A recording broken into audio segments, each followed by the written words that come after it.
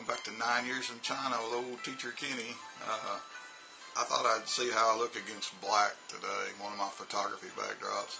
I don't know if I'm any more handsome or not, but I hope you're enjoying my channel, and watch these videos and subscribe. There's lots of stories to come. Remember, it's 9 years in China, and we're kind of just talking about the first one and some observations. One thing I thought I would talk about on this video is about censorship in China and kind of some things that the government does that I have seen with my own eyes. The old people in China are happy just as things are. And yeah, they know they know about censorship. They're not stupid, but they have it's a mundane life, but it's not that bad. The younger people, like my college students, they are keenly aware of what's going on, but they can't do anything about it. You cannot overthrow the government or anything like that. You have to find a way to live with it and do the best you can. The government regulates a big part of everything. If it's communist, it's government, government, government. Team, team, team. There is no I in team. And like I said, the students are aware of this, but they got to do what they got to do. They got to do what they're told. My first few days in China, I was very aware of, like, every morning at 6:30 or whatever, coming over the loudspeakers at the school would be all this propaganda music, very, very communist. And the students would be out on the football field, exercising and listening to this music, and whether it's motivational or not, I don't know, but and everything is within the system. And like I said, my students, they're keenly aware of being censored because they're on the internet all the time. They're looking for answers, and over there, real Google is not permitted. YouTube, Facebook, Twitter, any kind of media like that it's against the law. I mean, it is what it is. Lots of the students get around it. They get a VPN and they share, something like Siphon 3 or UltraSurf or something amongst themselves. Whatever, get on their telephone. And a lot of them will get Facebook and they think it's cute. They're disobeying the government. And us foreigners, they kind of just expect us foreigners to have VPNs and access Facebook and things like that. So they really don't care what we do. If we went around in front of other adults trying to sell Siphon or something, VPN, we might get in trouble. But over there, their Google is Google Hong Kong, Google HK. So they never see the real Google unless they have a VPN. I'll give you an example of that. They find ways to circumnavigate, but just like Google HK, the news through Google is only the news after it's been approved by the government. See, in China, there's very little real-time news. It's non-existent until the government says, yeah, you can show this. So the people have no power whatsoever. Everywhere they go, if they go out of the province to another city or something, they have a national ID that they show. And everywhere they travel, if they travel on a train, everybody knows about it.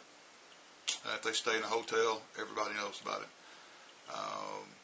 Even us foreigners, if we go to another city, they have to tell the police, the policemen will go to a hotel every night and they find out how many foreigners are there, where they're from, and all that kind of stuff.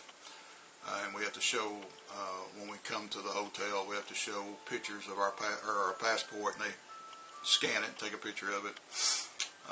So everything's really, really, really tightly regulated. But the government has its hands in everything. Chinese TV is very, very regulated. They want classic entertainment. They want to show TV shows that's all about old China. They want TV shows that show a strong nationalism. They like live entertainment, the singing and dancing, but it's all very proper, I won't keep wanting to say communist, but it is what it is. It's you don't see a rock and roll band on TV there or anything like that. So their entertainment is very regulated. There are no action TV series. You never see anybody with a gun unless it's an army movie. It's the only time you'll ever see a gun. So that's what Chinese TV is like. It's boring, for the most part, unless you're trying to learn how to listen and speak more Chinese. Everywhere you go, Mao Zedong, Chairman Mao, his picture, his statues, he's on all the money. Every little street market that sells things on the corner, souvenirs or whatever, there's tons of it's Chairman Mao stuff. And part of that's on purpose. What they don't tell about Chairman Mao is the hundreds of thousands of people, lives he's responsible for. They got killed when they went that direction of their government. And I remember it was my third year. I was in Shangzhou, Henan.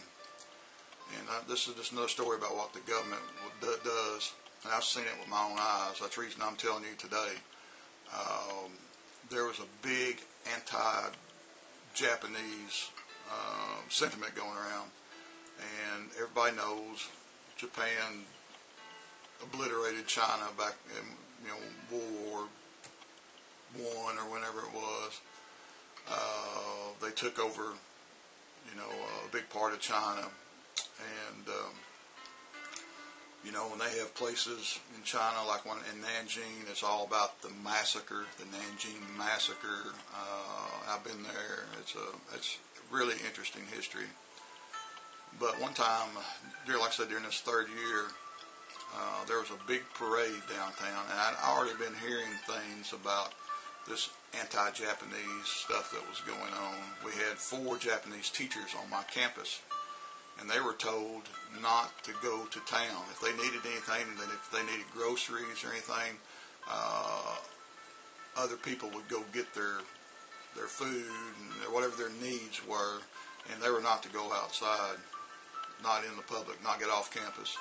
And they told us, I'm an American, they told us just to be careful, watch what's going on when we go to town. But they didn't tell us not to go. And for some reason, Shangzhou was in the news about the protesting.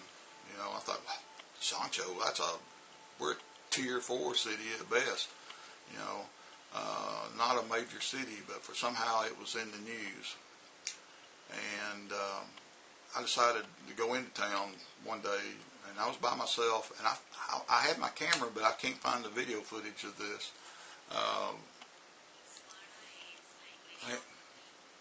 My music. There we go. We're back to my music. But I was in town, and they were having a parade. They were starting up a parade, and everybody was in this parade was walking around with the Chinese flag. I mean, lots of flags, and they were hollering up in the air. And usually a protest of any kind is not even allowed. But since this was against Japan, I guess the parade was okay. But what I saw just up the street from where the cameras were and from the big city intersection, I was very nearby, just kind of observing, and I saw all these vehicles pull up, government vehicles pull up, and they were giving out the Chinese flags. See, they were trying to set the mood, set the anti-Japanese sentiment, and they were the ones doing this. They were pumping the people, even make them more angry or whatever. But I've watched this with my own eyes. Just pull up, and they were just passing out these flags on, on their own little sticks, and they can wave them up in the air. And it's like, wow, And they don't show that stuff on TV, So anyhow, the government is very, very involved in everything that goes on. The police. I've seen their secret police in action. And I may save that story, but they have them. They have people driving around in cars just waiting for something. Anyhow, just be aware that China's nothing like America. The people are beautiful, wonderful. I love the people. I'll never agree with the government. Of course, I have lots of problems, with our system right now too, but don't ever blame the people for anything. When you talk about China, just blame the government, okay? But anyhow, I thought, there's a few little stories, I can enlighten you with. And there's more about this stuff to come, okay? But anyhow, you have a good day, and keep watching, and don't forget to subscribe to my channel. Have a good day, okay? Bye-bye.